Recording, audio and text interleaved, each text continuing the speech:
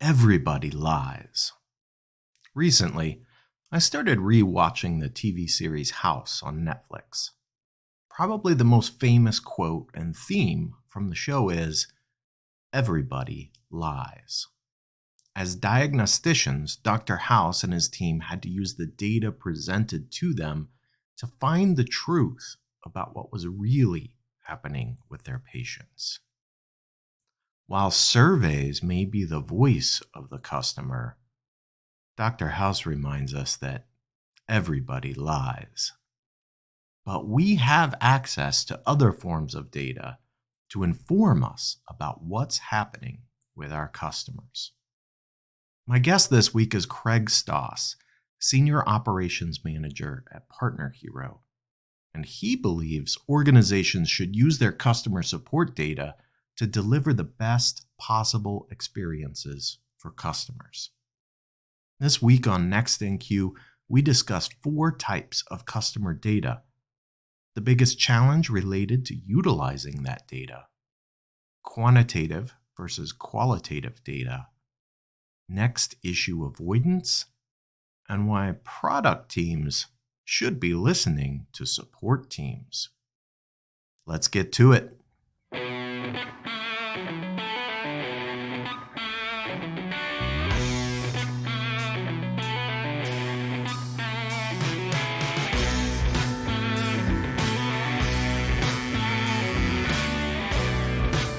Welcome to Next in Queue, the podcast for contact center and customer experience professionals. Next in Queue is brought to you by Happy 2 Vision.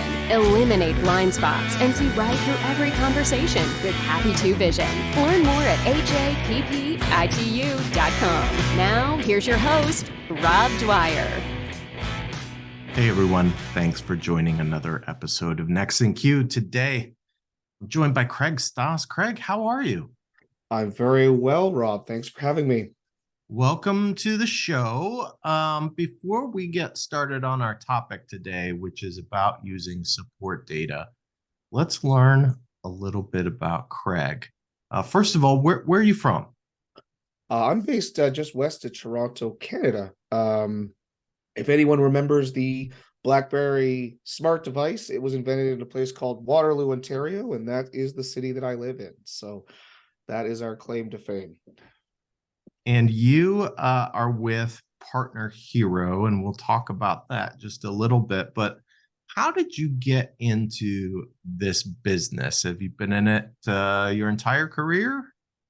Yeah, more or less. I've been customer facing for a long time now, but it started back in the late 90s when the internet was this new thing, and I was hired as a teenager to teach at the local library computer courses to children and to senior citizens. There was a program to bring internet to smaller communities, and I grew up in a very tiny community in southwestern Ontario. And I just really found I'd always liked technology. I was always fascinated by the fact I could tell an inanimate object to do something and it would do it. That was fascinating to me.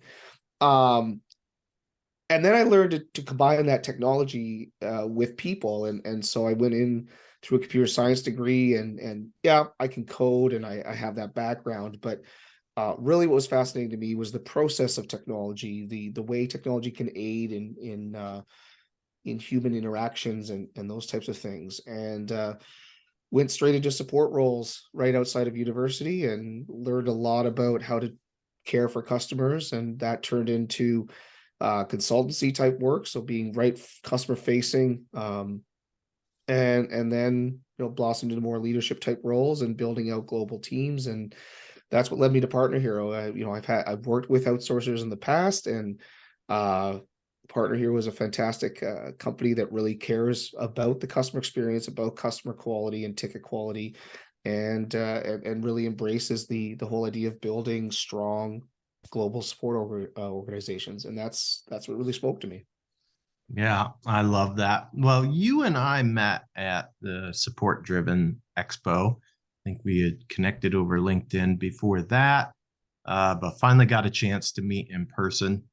And that's what led us here today. That's right. And I asked you when we talked about bringing you on the podcast what you were really passionate about. And tell me what you said about that, because I think that'll lead us right into our topic. Yeah, in general, I think I'm just passionate about bringing the best possible experiences to customers. I really think that we are, all of us, every human being globally is a consumer. We all consume things. We all have interactions with brands, with vendors that we use, and and that's both in the software world and outside of that. And so one of the ways that I've discovered can really enhance that experience is through using data. And so when you asked me that question, that was what I came to was I would love if our colleagues in the support industry, again, outside of support and outside of software and inside of software, would use the data that we have to build better customer experiences. And that it's something I've spoken about at conferences, including the support driven conference we met at. It's something I've talked about on other podcasts, and it's a really important topic. I think there are an infinite number of ways you can angle it depending on the type of conversation and the type of business. But one thing I know for certain is that everyone that's listening to this podcast has data today they can use to bring more context and higher quality customer experiences to their customers, and they just don't. And you all just don't. And that's not a criticism. No one's doing it well yet. And I'm hoping that over the course of the next few minutes, as we converse, we can get some ideas bouncing around about how companies can do that. Yeah, it's amazing to me how much data is out there, and yet companies really struggle to use that data in meaningful ways to impact the customer experience. And that is changing, but it's not as quickly moving as some people might think it is. Let's talk a little bit about when we talk about support data. What are we talking about? What are we actually talking about? What types of data might companies have that they can use? That's a great question. Great starting point. I look at it kind of in four categories of data.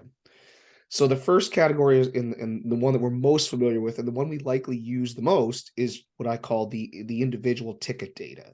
So that's someone has submitted a ticket to you, someone has come to your customer service counter in a retail store, one person, one problem, typically very confined to that ecosphere. And in that case, you might know things like that person's name, maybe the products or purchase histories, the things they do. Obviously, the problem they're going to list to you, but it's a very small, limited set of data that you can then use. And that's the typical support use case. You go to your knowledge base and type in some keywords. You use your experience to answer that question, whatever it might be. But that's the smallest set of data you can have. Then the next set of data up from that is all the user metadata around that person. So how often have they contacted you? What is their user history? What have they done within the product recently? What is their purchase history in the retail use case? What is everything about this individual? Maybe what company they work for is part of that, if you're a B2B company. Just everything about that individual's context in talking to you. Maybe their location is relevant. Maybe their age or their gender is relevant, depending on your business. Industry is another one, if you're B2B. But more context about that person can give you a better conversation. For example, different industries use different terms for things. So you could change the tone. You might be able to say, oh, this is a new customer, so we should maybe treat that customer a little differently than an existing customer as far as their knowledge about something, right? Existing customers tend to have more knowledge, and so maybe you change your tone there. Maybe there's a note on this person's account that they prefer a certain channel over another channel, or they don't like being put on hold or something. But there's context about this user beyond just that one ticket. And that's the second set of data that I think you have. One thing that I mentioned in there is their usage pattern. That's something that isn't always thought of as support data, and typically, some people would agree with that. But I feel that it is support data. It might be collected by a tool that product or your development team is using. For example, the clicks or these tools that measure workflows within product. There's many of them out there. Um, but that data can be used by support. So share it between the departments and understand what were the things that user was doing inside your SaaS application that led to a call. It's the data's there, and it might just be sitting there for product, but if you give access to support, they can access that and really learn and have more intelligent conversations, because now they know exactly what widget was being worked on. They know exactly what input was being put into the application, and they can have, again, more contextual information from that. The next set of data from that is the company data, or the wider set of data that evolves around that user. So again, in B2B, that would be typically a company, but even in the retail industries or B2C, there's a community of people that are like this user. So it's the wider set of people like the one you're talking to, and that could be things like things like that are more important to the use cases. For example, those people typically use, like, the company comes to you for some value, and they maybe need to understand all the use cases of the product. It could be, has this person called in about an issue that other people in this company have already called in about? Is there work going already on? One thing that I love to look at is things like the tenure of that company. Is this a newer account or a longevity account? Pulling data from your customer success management tool that says, hey, this account has a renewal coming soon, or this account is already red for some reason, and they need some more TLC than maybe some other customers do. But there's again context there. And the final set, of course, is the entire superset of all your users. What is the context here? Is this person calling in about something that all your users are calling in? Maybe there's was a new feature release that broke something very important. Maybe there's a fire going on in your product, and this is just one symptom of that. Whatever it might be, look at that and compare to everyone, and start to be able to make better product and service decisions based on that data. The one split that I see all the time is new customers have different problems than existing customers, or customers that have been there for 6-12 months. So maybe there's a problem with your onboarding process, or your implementation process is broken. Maybe your product isn't user-friendly or intuitive enough.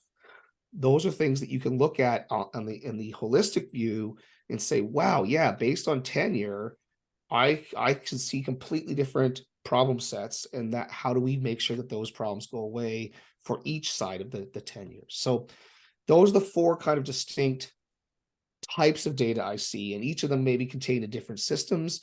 They certainly need to be integrated, and each of them does serve a different purpose, and may not be necessary in one case or another, but that's how you get through from 1 to 4. Yeah, there is, I think you just illustrated so much data.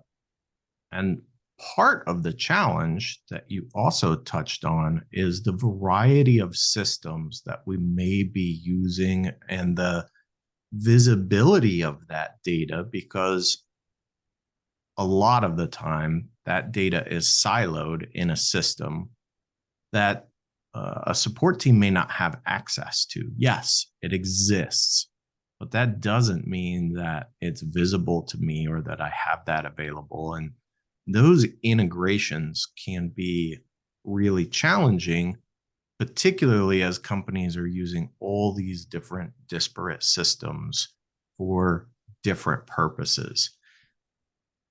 Do you think the bigger challenge is getting those systems to talk to each other and present that data? Or do you think the bigger challenge is actually synthesizing the data to make it useful, or interpreting the data to make it useful?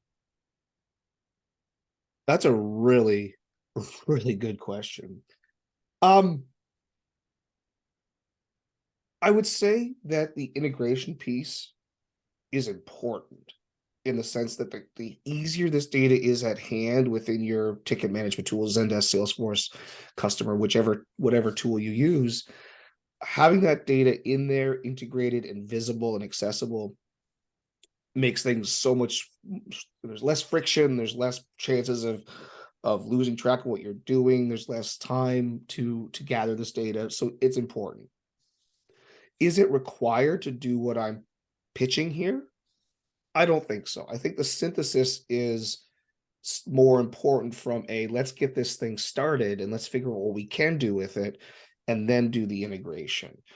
I've seen people do this by tier of support. So if you have kind of a frontline tier and a backline, backline has these tools at hand that maybe frontline doesn't, and it's used to handle escalations as opposed to every ticket that comes in.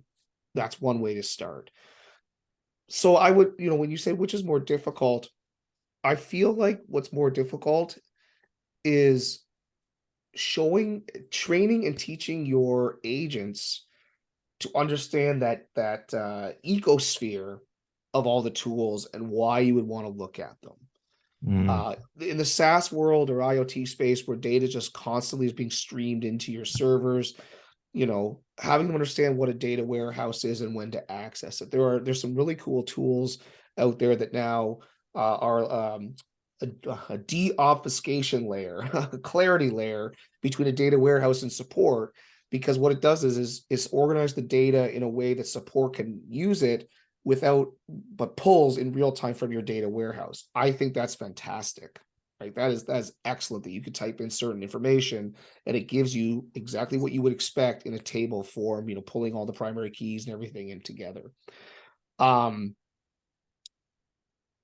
it's not as simple anymore as saying, hey, here's a ticket, read the ticket, understand some keywords, go search a knowledge base, go search your internal help engine, whatever that is, go reproduce it on your system. That's not really the case anymore.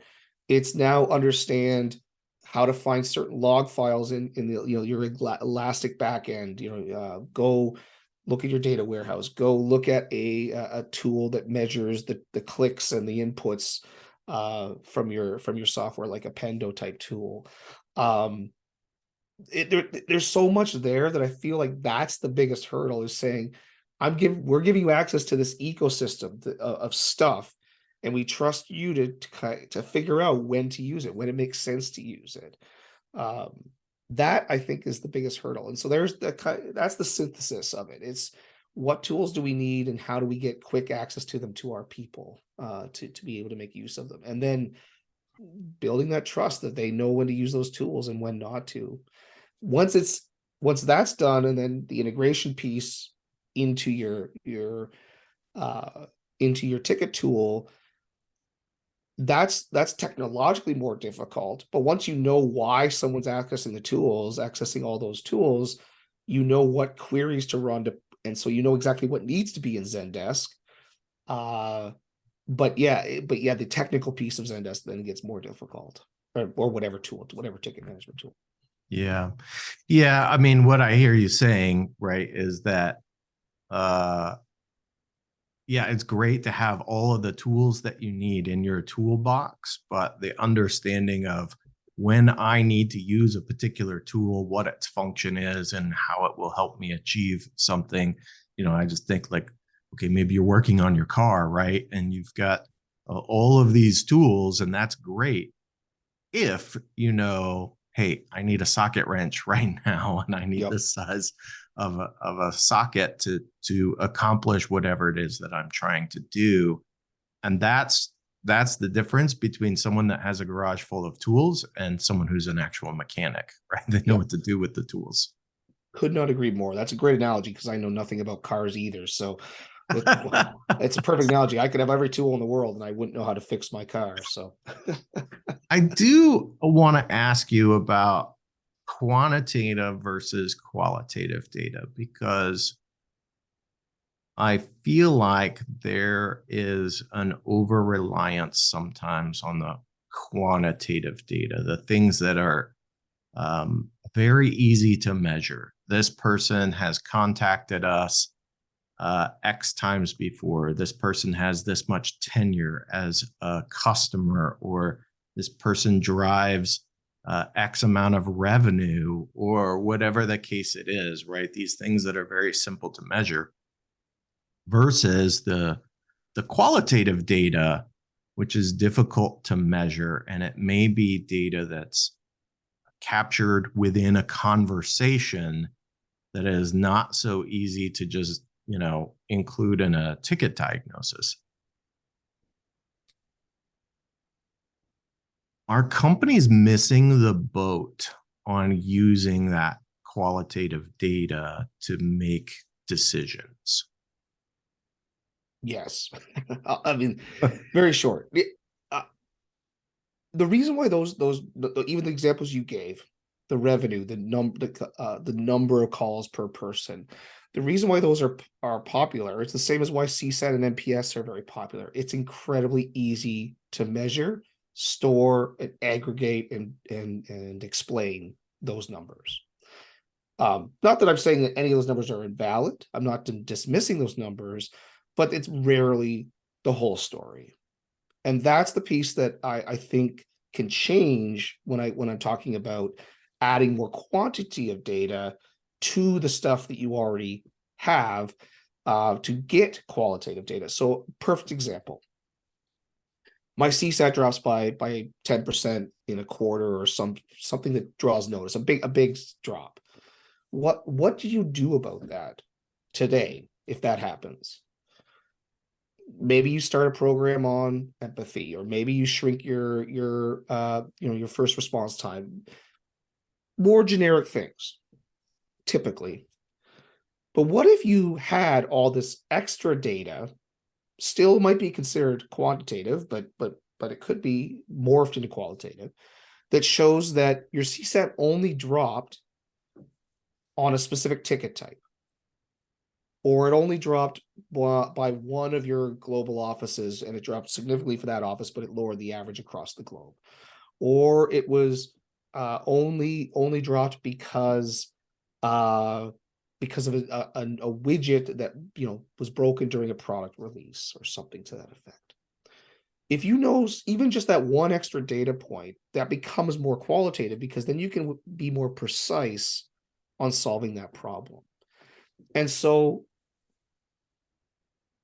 step away from the easiness of I can measure CSAT and I can measure average handle time or whatever, and bring them together in some sort of tool. Even Excel or Google Sheets can do this. Bring them together and start comparing them based on different data points. I advocate this for every team I speak to. The idea that something impacted something else. And it's not even necessarily a causation correlation argument here yet. It could get to that, but you could start to see those trends of, yeah, it only happened for this particular ticket. And then further to that, so once you figure that out, that helps you bring quantitative data into the qualitative realm. But further to that, think about what provides value that your customers wouldn't ask for. And I'll give a retail example on this one. I used to go to a restaurant quite frequently. I lived in a different city, and I would go to this restaurant quite frequently. And then I moved out of that city, so I didn't go for about 2.5 years. And I went back to visit some friends, and I was with my girlfriend at the time. And I said, "Oh, I want to show you this restaurant that I used to go to." And I walked into the restaurant, and we had a reservation, and the host took us to our seats. And as we sat down, he said, "Oh, by the way, Mr. Stoss, the wine that you've typically ordered when you here is no longer on our cellar list, but we made 3 recommendations that we think are similar wines that you might enjoy." Wow. That is using a piece of data. They know who I am because I booked with my email address and my name. They knew when I was coming, and they have all the receipts from my previous times there. They knew and they were right. I quite frequently ordered the same wine there. I would never have asked them to do that. I would never have called them and said, "Hey, I want you to recommend wines proactively to me." Right. And that's where you can start to provide value. What do your customers value about your product? What is it? Find that, and then find a way to use it using data to help them get there faster, to provide that value faster. I worked in a company where the same product was used, but it was used across multiple industries, and multiple industries had different terminologies for the different widgets. Most of our support calls started out with almost like a what language are we speaking conversation, because support had, the mixing and matching terms, they wouldn't have heard those other terms necessarily. Why not have that in big flashing letters somewhere? This person is in this industry, so you know what language to use with them. It's subtle, it's small, it doesn't have to be big and sweeping. But you have these tiny pieces of again, quantitative data that just measures stuff and numbers, and make it qualitative by combining it into something that tells a better story. And that's the big thing that I think we are not doing as support leaders. Yeah, I absolutely love that. One of the things I was thinking about as you were talking through all of that is one of the big mistakes that we can make when we are looking at data is making assumptions about that data, particularly when it's high level data and not granular, like what you were talking about. Like let's add more data points, let's get more granular, because what that can then help you do is stop making assumptions and understand what's actually happening, because we all bring our own biases, our own experience. When you were talking about CSAT declining, like we all have our own kind of base first go-to reasons why CSAT might be declining that we're going to jump to. And it's often focused on agent performance, what the agents are doing. And that may be truthful for a particular agent or a group of agents, but it may not. And it may not be what the real root cause is. And what I hear you saying is let's get to the root cause and let's let the data guide us there. Yeah. You couldn't have summarized it more accurately, right? It's this idea of the quantitative data again. The quantitative data again. Put that into a big spreadsheet of some sort, and just do that statistical analysis of what's correlated throughout all of these different numbers that you measure, and you might be surprised. A great example of this, and I've used this in some articles I've written. So if you know me, my content, you might have heard this story. I did some analysis at a previous company of what was the biggest correlation to escalated tickets. We wanted to try to stop escalated tickets from happening. So we took roughly 20 some odd data points. I want to say it was about 25 data points out of our ticket tool for past 2 years. And we put them all into a big data analytics thing, and we started analyzing what is correlation. And if I ask you to guess what they were, what might you say? First response time, length of ticket open, things like that, priority of ticket. And now this is important. This was a very technical product, and the customer we were talking to typically were very technical people. And what do technical people like to do? They like to solve problems, generally speaking. The number one correlation to a ticket escalating in this company was day of the week the ticket was opened, which intuitively doesn't make any sense. But if you think about it, it does, because what would happen is some problem would come up on a Monday or Tuesday. The technical person would sit there and bang their head at it for 3 days because they want to solve their problem.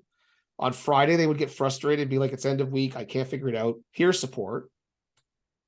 We don't work on weekends. So we get back to them on Monday morning, and they'd say, this thing's been going on for a week, escalate immediately. And it's, to us, it's only been open for, 1 business day, but to them, it's been a problem for a week.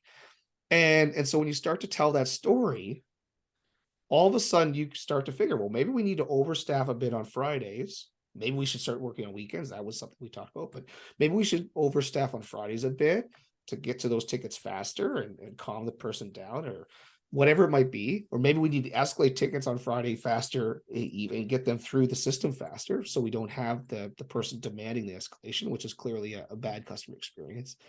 But what an incredible piece of insight, right?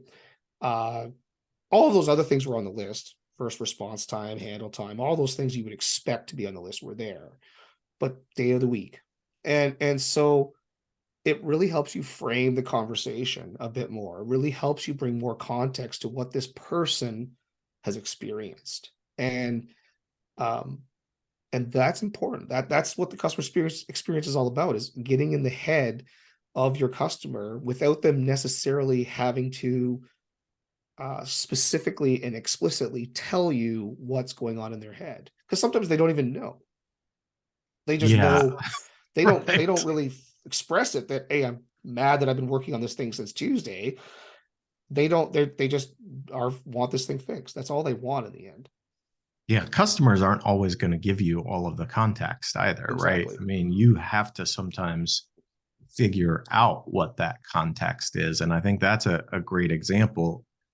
One of the things that I really think we as a society should do when it comes to education is, let's forget about calculus in high school and let's do data analytics in high school, because what you are talking about, that can apply in so many different spheres, right? It's not just for support for organizations. There are lots of reasons that data analytics are not only important, but increasingly more and more important.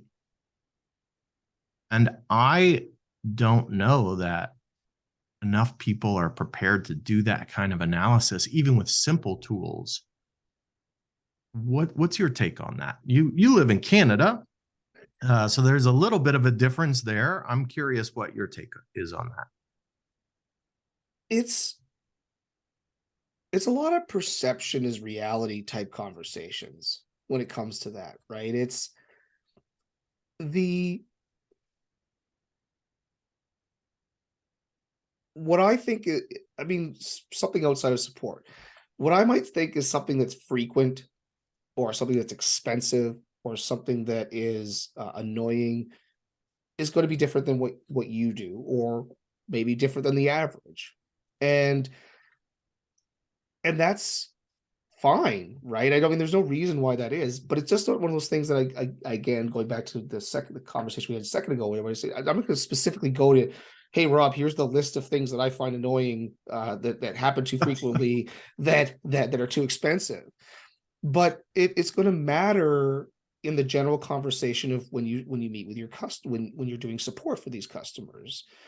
And so, I've done a lot of work internationally. I've been very lucky to travel for work and work in different industries when I was doing the consultancy role. And it is incredible to me the different perceptions you get when you go to different countries, go to work in different industries, and what they expect of you, and quite frankly, what they don't expect of you. Right? It's one of those things that we just there's a great quote from the Truman Show. Um, oh, Ed Ed Harris, I think, was the architect of the Truman Show, right? And he says we accept the reality with which we're presented, and I think that's true in support. There's a really good team building exercise that I've used before for support teams, where if you ask someone to tell you how to make a peanut butter sandwich, and little do they know that you've done some silly things before. So, for example, the jam jar is stored upside down, or the knife is in the drawer backwards, or something. And so when they say open the jam jar, you pick the jam jar up and open it upside down, and the jam falls out. And you're like, oh, well, you made an assumption that the jam jar was right side up, right? And then I knew that. Or they say, oh, now spread the jam, and they don't say use a knife. Well, dig your hand in. Okay, spread the jam on it. It gets messy, It but and sounds like people it. start laughing. But it illustrates a very clear point of where we make our assumptions. And funny enough, I once had in a team of mine a woman who had just moved from overseas, and she had never had a peanut butter sandwich. So even the assumption I knew that everyone in the room knew what a peanut butter jam sandwich was false. And that was really an interesting one, because right there before we even started the exercise, there was this lesson to be learned that, hey, not everyone in the world eats peanut butter and jam sandwiches. So when you say about making assumptions, you can go overboard, right? Hey Rob, do you know what a peanut butter and jam sandwich is? Hey Rob, do you store your jam right side up? Like, I mean, you can go overboard with that, and that exercise is meant to be a bit exaggerated. But you need to make sure that when you are having these conversations, that the things, the patterns, the trends that you've seen in past are at least taken into account on those assumptions. And there are some that are obvious. I hate when I see, and I'm a technical guy, but I still hate when I get an email that says things like, oh, please clear your cache to see if it works and try again. I know what that means, and it pisses me off, right? Could you imagine Right. my mother getting that email? Like, she doesn't even know what cache means, let alone how to clear the cache, right? Those are the types of things that I think we in the industry, especially in tech stuff, because tech is just a whole other thing to itself, but it works everywhere. We need to be clearer on what we're asking our customers to do, and we're accounting for, well, it's typically called next issue avoidance in some cases, like, hey, clear the cache. What's the cache? I mean, you could predict that question is going to come, right? I wrote an article on this called building an attack plan. And the idea is that to break down these conversations that are very, hey Rob, please can you get me this log file, or hey Rob, can you tell me what this setting is, or these kind of one-off questions that really are meandering. Build an attack plan. Hey Rob, can you check this setting, and if it's true, do these three things. If it's false, do these three things, and build that attack plan around how you want to close this ticket. That at least tries to get rid of some of the assumptions, because then you, probably being somewhat of an expert in the thing you're doing, can look at that and be like, oh, I see the direction Craig is going. Now I can make some assumptions about what Craig wants to do, and I can help myself a little bit better. Those types of things are what we need to do to break that down. But you're absolutely correct. This is a problem in general across the support industry. Mm. I wonder, as we've talked about data, but I also feel like there is a looming pushback, and certainly B2B is different than B2C, but I do feel like there is a looming pushback on the amount of data that is being gathered and used on and for consumers. And we've already seen some legislation, GDPR being a perfect example. California's got their own legislation regarding privacy and how companies can use data. But do you see that as a looming challenge with regard to how we use data to provide better support or better experiences? I think it could be. You're probably correct. It could be. It depends on. We have accepted for years, Google, Facebook, all of these companies using cookies and other techniques to mine data, to market to us, to sell to us, to convince us of things.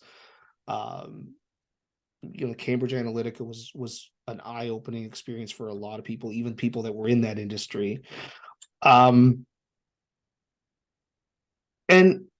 so I guess what I go to is that has always been a selfish purpose in many cases, right?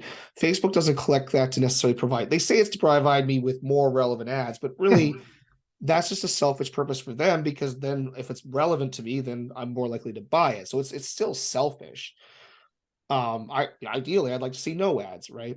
And there are things that Google does with that data that are helpful. Like when I search, drugstore, it shows me the address and phone number of the closest drugstore to where I've made that search. And that's useful in most cases. Now I've generally switched off of Google products, but and so I do miss that sometimes, but it's a useful thing that maybe helps me do better, easier things.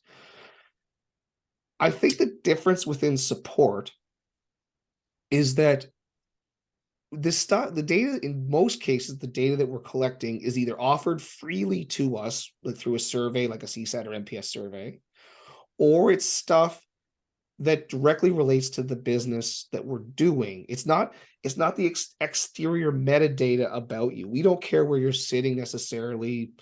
We don't care about your usage patterns outside of the thing that we're trying to support.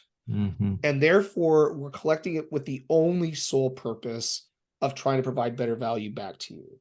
If we start using that to the marketing department kind of usurps that from us and starts sending you targeted emails and whatever that might be, yeah, that could get a bit creepy.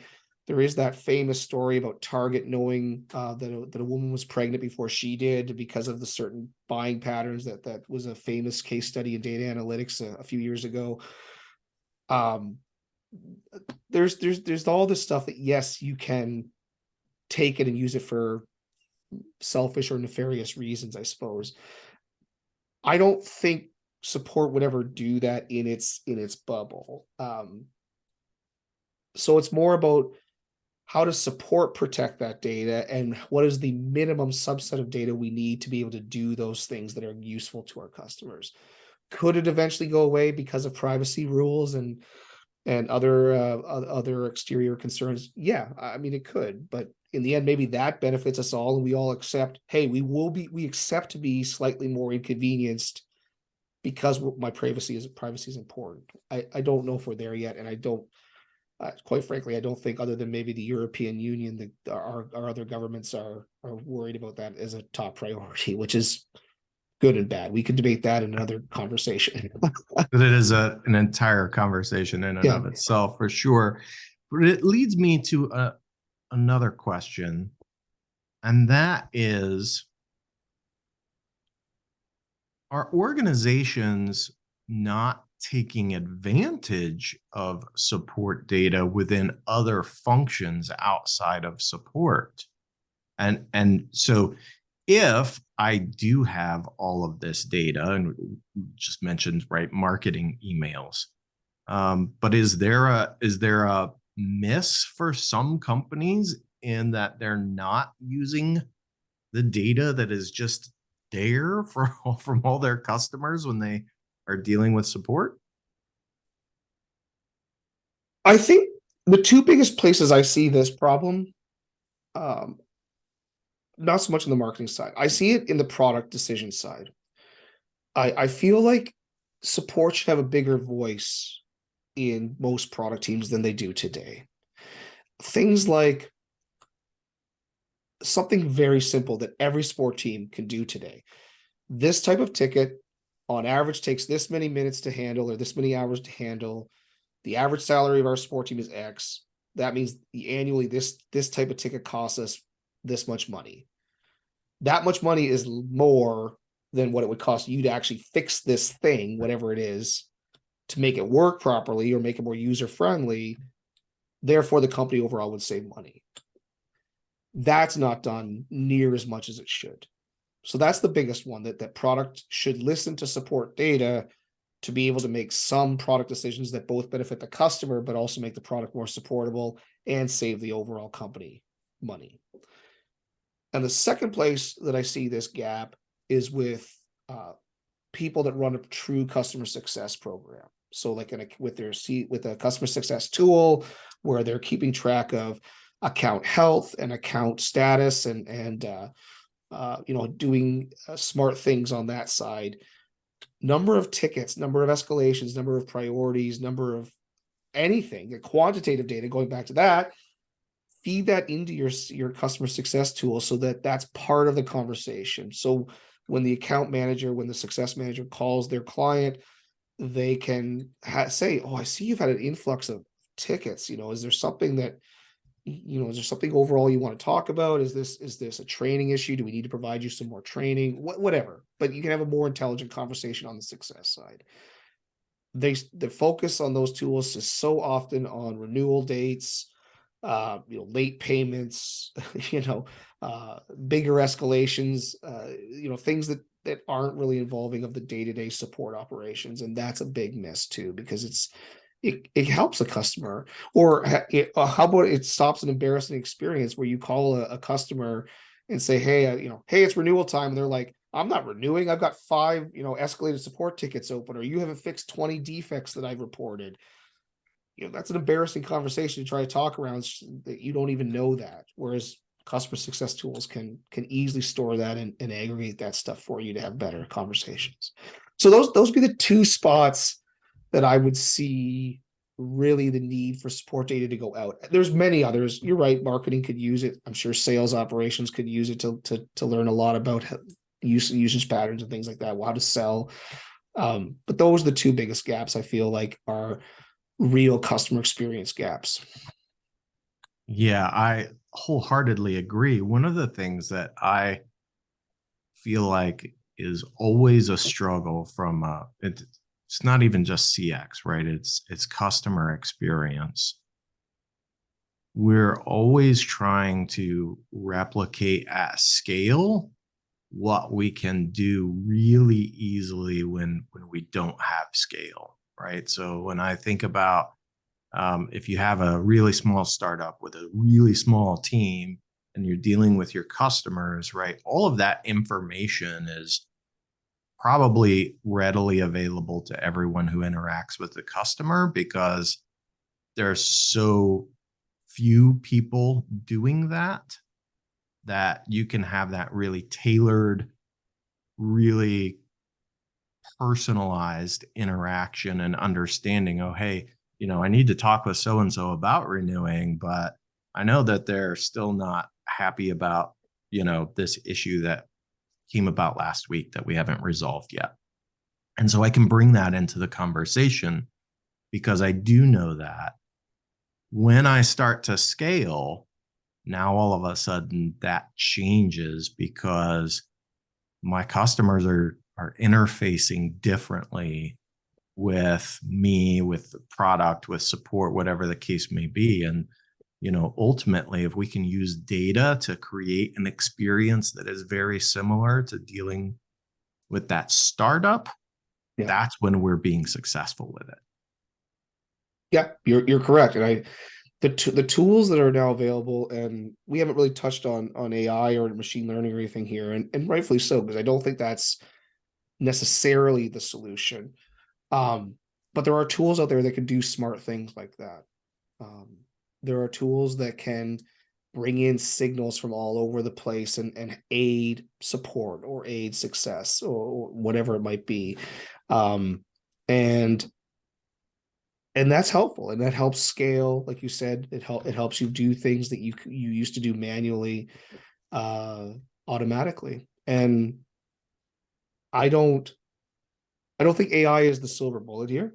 I think that it helps augment the human experience, the human manual effort that goes into these things, but it's not going to solve all your problems. And I feel like companies sometimes think it is, right? I think companies think like, oh, well, this is just magic. It's going to just magically happen. It doesn't. There's still so much manual effort you need to go through for these things. And so just make that manual effort as less as possible is the important thing. And Yeah. start with these simple examples.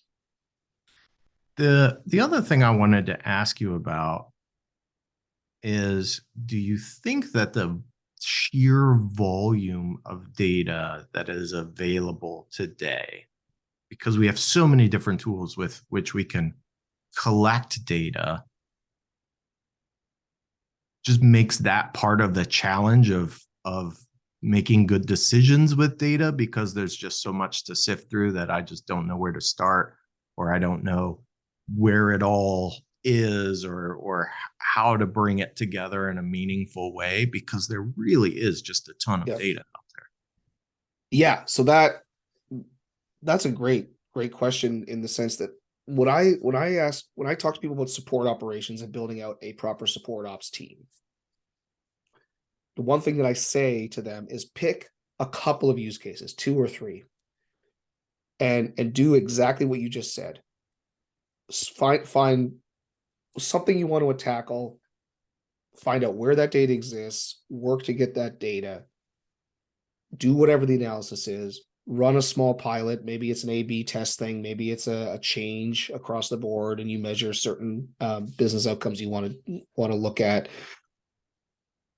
But do exactly what you just said in a small microcosm. Its own little thing. Like, I'm testing just very specifically this thing. Prove it for 1, 2, 3 use cases, and then start to go to these other teams and say, look what we can do.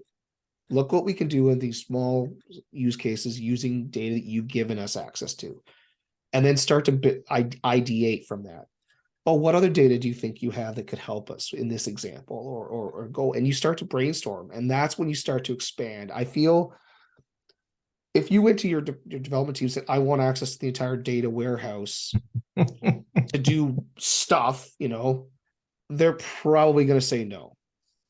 But if you go and say, I want access to this, this set of data for this set of customers for this set of time, then that's a much more achievable solution in some sort of some sort of beta test that you're trying to do.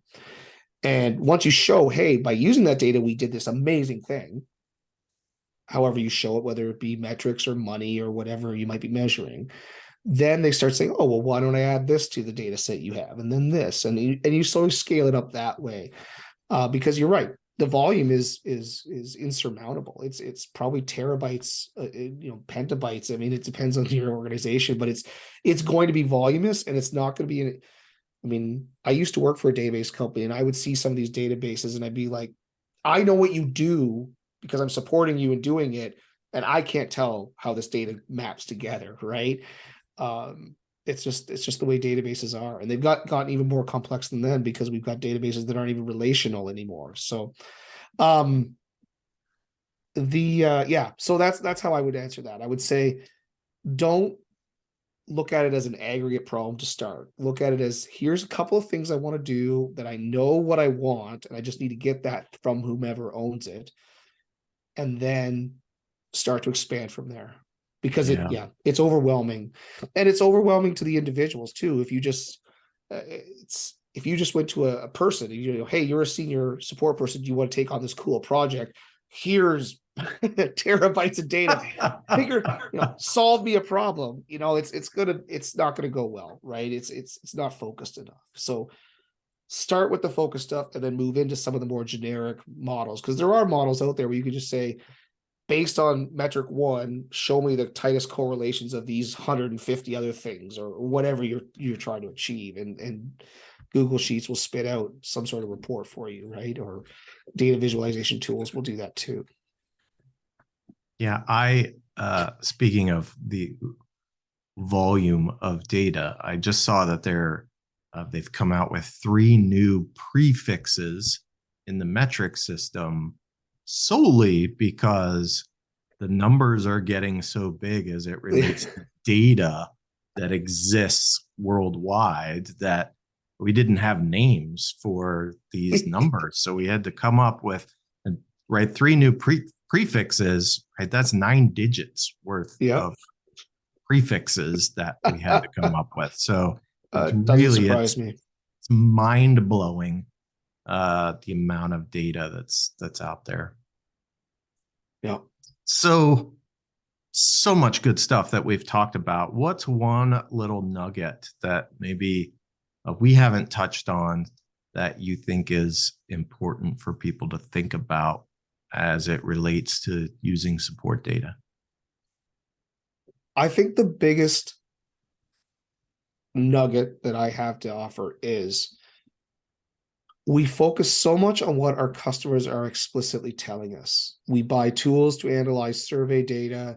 We do text searches within our ticket management tool. We look at what's being searched in our knowledge base. All of those things are very valuable, but what I would say is we need to start looking at what we can infer from what our customers are giving us without specifically telling us. They may be telling us some of those things too, but we can make inferences. We can infer when they have problems, where they have problems in the product. We can infer segments of customers that we may not know exist.